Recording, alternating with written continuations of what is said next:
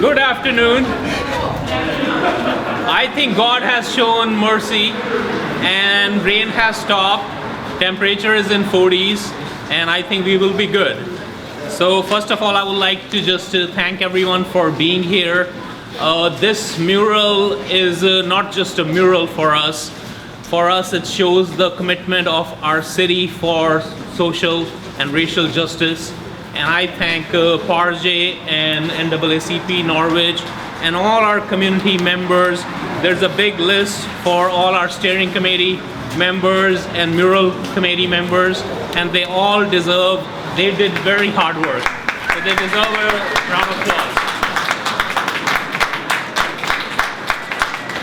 Today we have gathered to pay our respect for those who sacrificed their life for us. Those who showed commitment for human rights, civil rights, and freedom for all. Again, this mural is not just a mural, it shows our community commitment for racial and social justice for everyone, and that was the dream of Reverend Dr. Martin Luther King. And we are trying to make that dream happen right here in the city of Norwich. The vision of Dr. King was not just for few people or just for one nation. That was a global vision that he had to create an inclusive society where everyone is respected. And again, where I thank our community partners, our city of Norwich, all our PARJE people, NAACP who played a very important role, and our artists who made that happen so we can be here today. And Amida and Samson, so just a little thing. First time when I met them, it was a Thanksgiving day, and I was coming from Soup Kitchen and I saw two people working there with their families on Thanksgiving Day, painting our mural so it can be done on time. So that shows a very big commitment of our artists. Today we are joined, and I just want to quickly recognize some of our dignities. Mayor Nystrom is here. Thank you for being here with us. Our City Council member, Joe DeLucia, our State Senator, Kathy Austin, not sure if our State Rep Kevin Ryan is here, Emmett Riley, and our federal leaders, Joe Courtney is here, Congressman Joe Courtney. So thank you very much for coming here and showing. This shows commitment of city, state, and federal level leaders for this project. And this project shows inclusivity in itself. It's not just American civil rights leaders. There are civil rights leaders from other faith groups, other countries as well. So this shows who we are as a community. Not taking much of your time, I would like to invite Rabbi Julius for invocation from Norwich Area Clergy Association. Please be here. In the Jewish tradition, we recite from the book of Psalms on the days of celebration. So I invoke the words of Psalm 118 to begin. Open to me the gates of righteousness. I will go into them and I will praise the Lord. This is the gate of the Lord into which the righteous shall enter. I will give you thanks, for you have answered me and you have become my salvation. The stone which the builders rejected has become the headstone of the corner. This is the Lord's doing. It is marvelous in our eyes. This is the day in which the Lord has made. We will rejoice and be glad in it. We celebrate this day on which we honor the life and work of the Reverend Dr. Martin Luther King. Today, we honor Dr. King through a form of prayer. We generally think of prayer as something we read or listen to. But prayer can also be a visual experience. As the saying goes, a picture is worth 1,000 words. All forms of visual arts can evoke rich meaning that cannot be replicated in words. Art has a long history within religion. Paintings, tapestries, and stained glass and other images are among the ways that people could understand the stories of the Bible. For thousands of years, visual traditions have been significant means through which people were exposed to their respective faiths. The result is a wealth of religious artworks in every style and media, a treasury from which we today can draw inspiration. And add one more to the collection this afternoon. Art can be a source of inspiration. It can give voice to that which cannot be expressed in words. One of the wonderful things about art is that it is so accessible, regardless of age, ability, and background. This prayer that is about to be unveiled seeks to address the underlying issues of racial injustice in our beloved community, as well as many of the related stories that cannot be separated from it. As you experience this mural for the first time, consider the emotions evoked in you. What does the image stir up in you, bring forth in you? Does this image lead you into an attitude of prayer? If so, let these prayers take form in you. By telling this and other stories through this form of prayer, we also keep alive all of those who would dream as did these figures from the past, and who teach what it means today to make our communities more just, more equitable, and more welcoming. Now our struggle is for genuine equality, which means equality in every sphere. For we know that it is not enough to integrate lunch counters if we don't have enough money to buy a hamburger. What does it profit a woman who is told she can apply for a job, but only the lowest paying jobs are offered? What does it benefit parents to be afforded good jobs if the community is lacking meaningful health care and educational opportunities for their kids? We live in a time we can do better for all of our people. We live in a time when the evils of inequality for any reason are exposed as fallacies of ideas that no longer have meaning. Now is the time for all residents of our country to be able to provide food for themselves and their children, to have access to have health care, and to keep a roof above their heads. We must get the word across to those in power that now is the time to make real the promise of democracy, that all people, no matter if they are black, brown, or white, if they are Muslim, Jewish, or Christian, if they recently crossed the border or were born in this country, if they collect our trash or teach our children, all need to be treated with dignity and have access to a decent livelihood.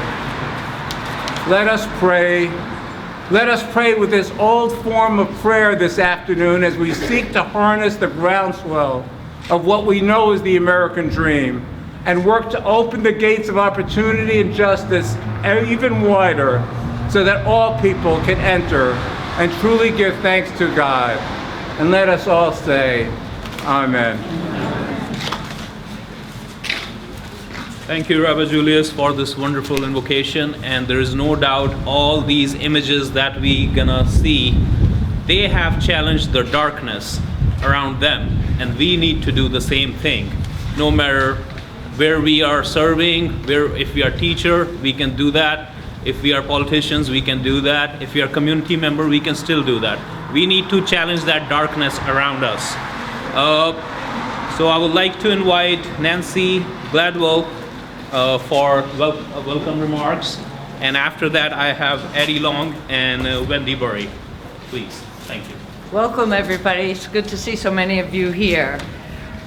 This is a proud moment. I represent Public Art for Racial Justice Education, also known as PARJE or PARJE.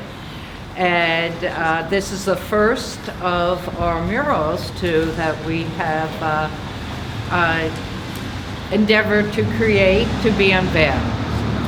So we believe, much in line with what the rabbi said, that the graphic image can stimulate conversation and reflection on a subject that's often very difficult for many of us, and that's racism.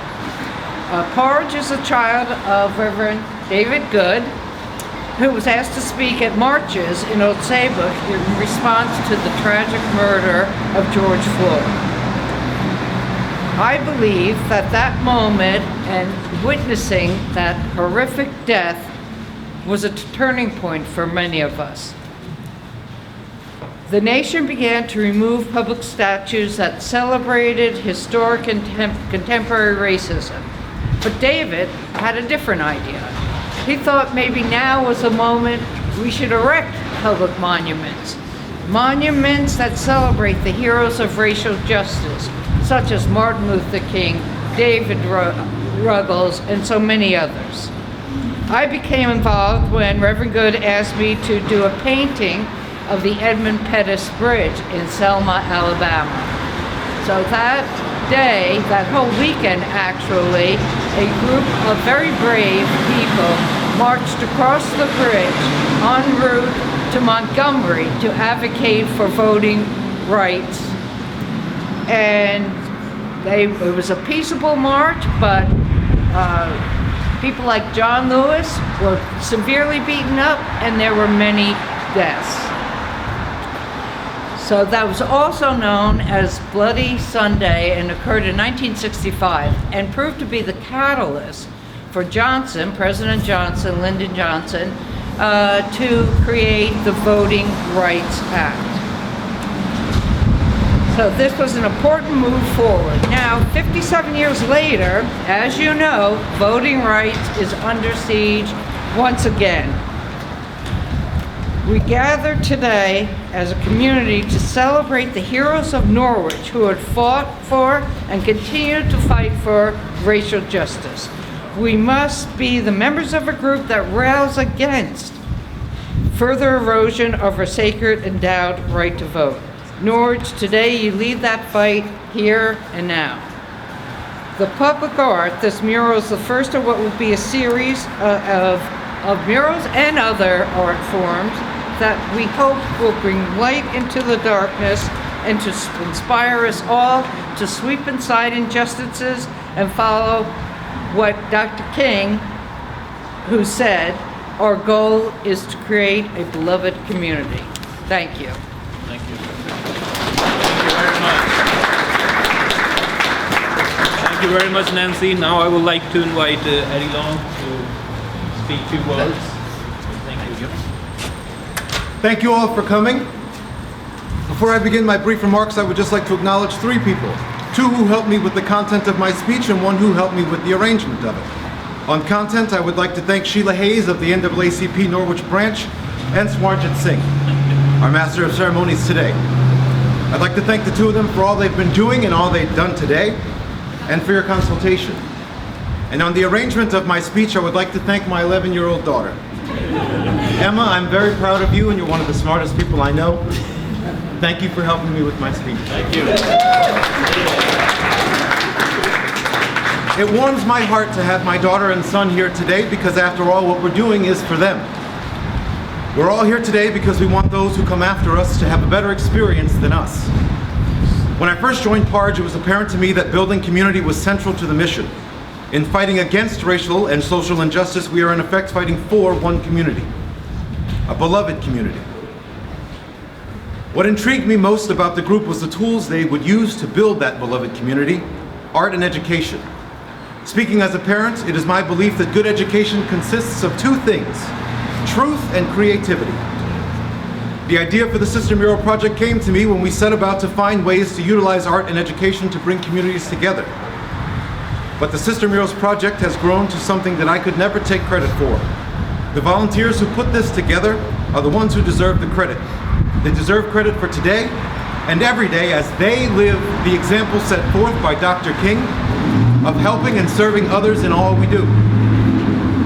And today, as in the past, we see the forces that oppose unity are once again emboldened.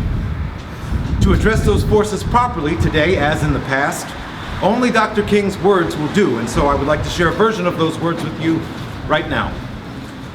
Today I want to tell the city of Norwich, today I want to say to the state of Connecticut, today I want to say to the people of America and to the nations of the world that we are not about to turn around.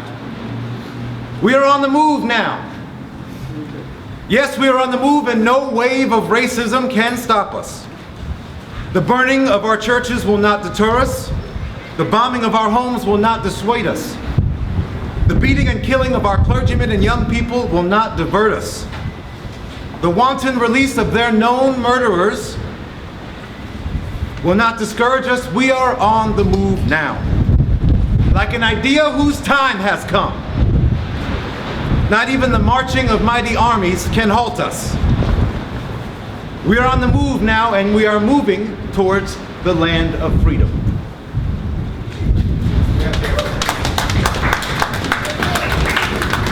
I know you're asking today, how long will it take? Somebody's asking, how long will prejudice blind the visions of men?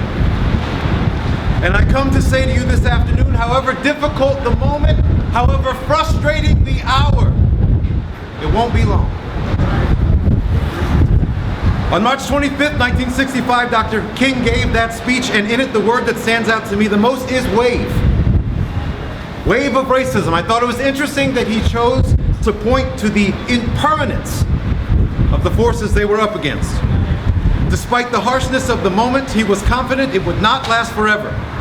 Despite the threats made, he was confident it would end soon. Like a toddler who throws a tantrum, they would tire themselves out. To the forces who champion racism, we've seen everything you have to throw at us. We've seen it all. But the one thing you have not given us is love. And although we expect you, after you've thrown everything you have at us, after you've tired yourself out, to choose love one day, we are not going to wait you out. To the forces who champion racism, we're going to continue to fight. We're going to continue to speak, we're going to continue to create, and we're going to continue to inspire. Love, love, love, love, love. We're going to fight for it, we're going to speak to it, we're going to create it, and we're going to inspire it. We're going to thrive in this beloved community. And once more, to the folks who are championing racism today, I want you all to know that we cannot wait for you to join us. Thank you.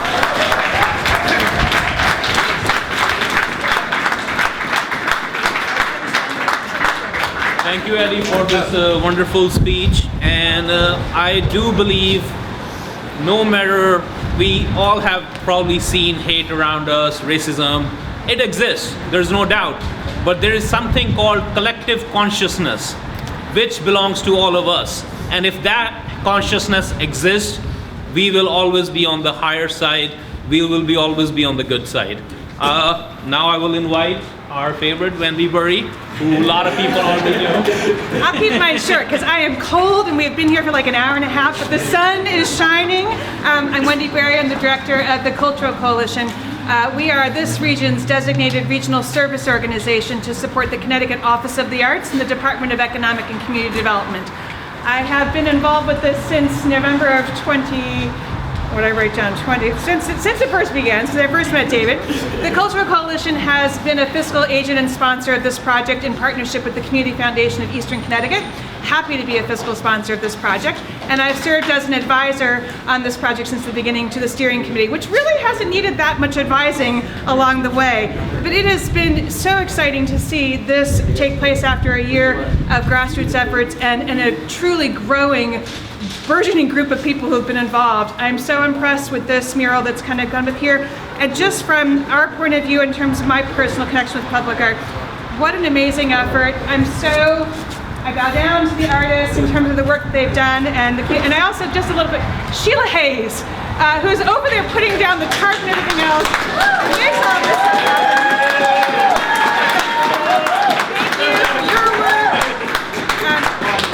I can honestly tell you that ever since COVID began, and really since George Floyd's murder, public art and art as a whole has really exploded in so many ways. Art is here for the community. It is for healing. It is for education. It is for connectivity. It is here for so many different ways, for racial justice, for social justice. You're seeing it all come together here. But you're going to see in 2022 is really truly this proliferation of public art, because I think it's really been, now we're really seeing that it's being invested in. Artists are being paid equitably for their work in doing projects like this. And we're seeing the community come together. be seeing our downtown areas be revitalized and beautified through public art that have messages of content to keep us in check on the work that we do in our personal and professional lives. So I just want to say thank you to all that have been involved. It's been an honor and a pleasure to be part of this project. Stay tuned for a lot more unveilings moving forward, and congratulations to this group. Thank you, Wendy, and I will echo the sentiment that art and music is universal languages. Sometimes we don't really know what we are looking at, but it still touches our heart, and we can feel that feeling.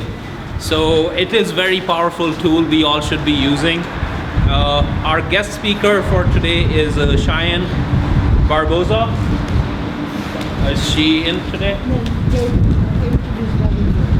Okay.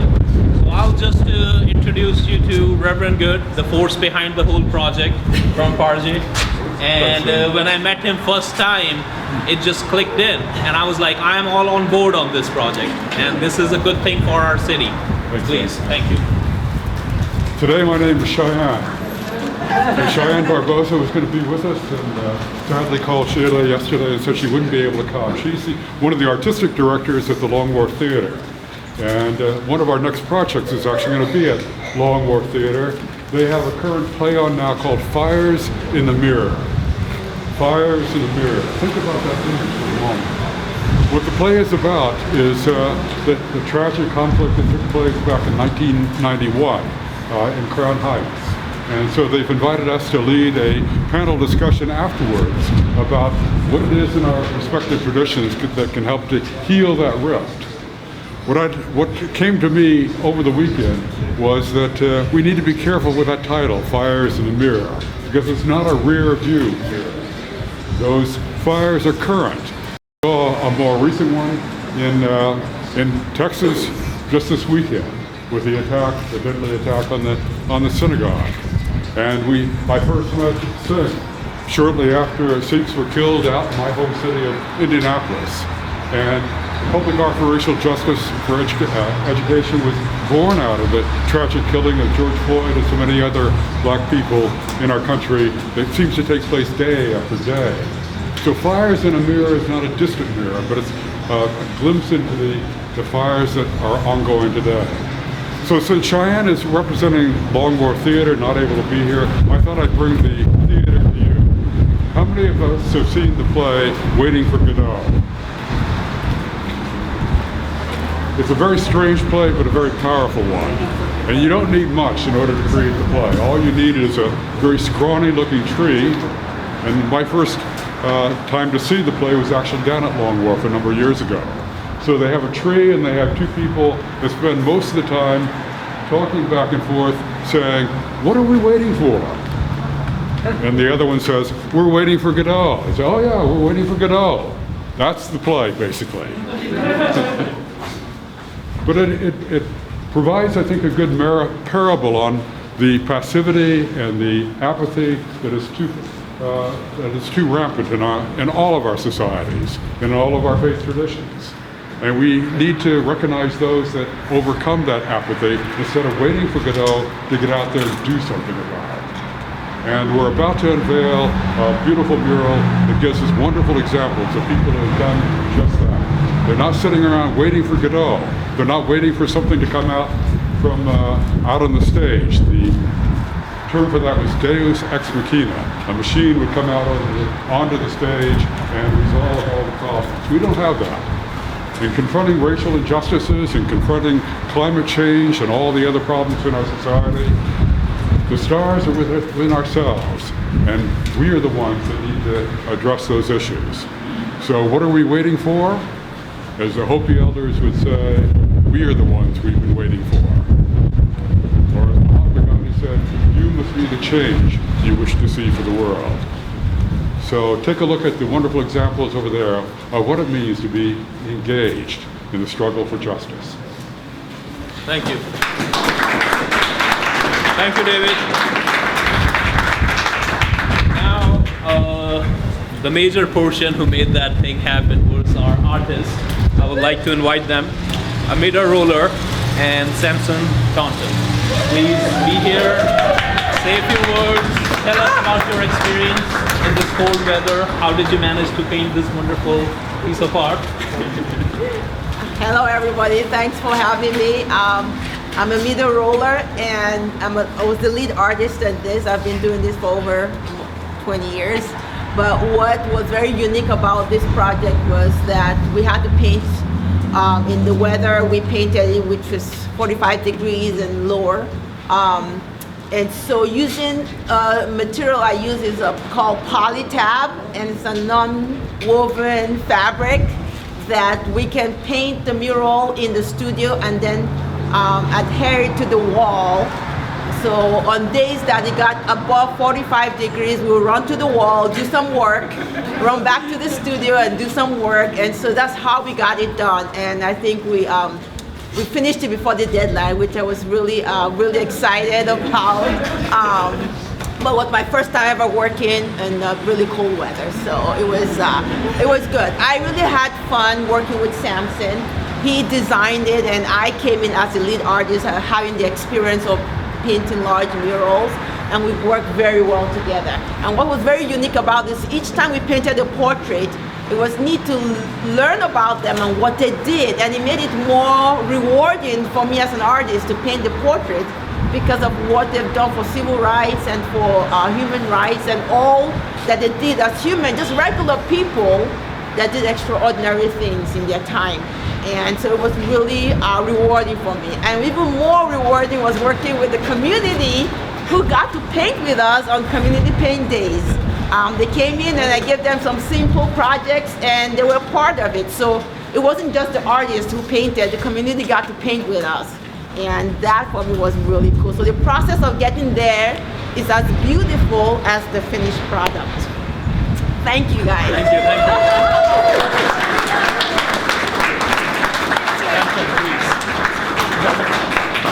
Hi guys, I'm not too good at talking. I'm more like a worker. When they contacted me for this mural, it was in July, and Sheila told me what was the plan, what she wants to accomplish. And I told Sheila, hey, we need a focus. We cannot just have all those people. She got like 16. Said, we need a focus. And she said, okay, Samson, we now down to 6. And then I made a design with the 6. I guess she said it to the community, they want to add more people. We add 4 more. And then we lay out the design. She wanted to have a timeline type of design, work on it on Illustrator. And we finally get to an agreement. He had to send it to people. Something she was asking me, said, make this a little lighter blue. I said, don't worry about it. We can fix this in the wall. He said, no, Samson, you're speaking with people that don't see what you see. We got to make it that way. And it was really cool, really excited. And when we get to start working before Thanksgiving, this is when we started, and it kept going on. People were a little bit in a panic mode. They didn't know, hey, is this gonna get it done? And that lady, I thought I was a hard-working artist. Oh my goodness. I met her and then I said, okay, then I need to step my feet a little bit because she's like, she was gonna do the whole war and I wasn't gonna do anything. I said, okay, then let's step it up. We're working hard, we get it done, and it's the most satisfying feeling is when a car passing by and they sound the horn. And then they stop by, hey, we love this. That's the most satisfying for an artist, to see the community engagement, to see everybody embrace the work. What did we accomplish? We didn't know the magnitude of it until we start to see people see me on the street. Great job, we love this. It was fantastic. And to top it all, it's on Martin Luther King Day, MLK, right? So, to top it all off, we all are one race. It doesn't matter, we all are one race. You know, that was the dream. We united, we are one. It doesn't matter where you come from, what your background is, whatever it is, we are one. We all can help each other and move on. Like our brother said, we're moving on, we gotta go, we're going. Thank you guys. Thank you, Samson. Give it up to the artist one more time. And now I think we are all set to see that mural, learn about different stories in different part of the world, learn about our leaders who dedicated their lives, and eventually we are working on a QR code where people can directly go on the website and learn about different our leaders who are here on the mural. So that is coming soon, but feel free to take pictures, and after that we'll be marching to the City Hall where we have a little gathering, and then to the church. So thank you. Thank you for all being here.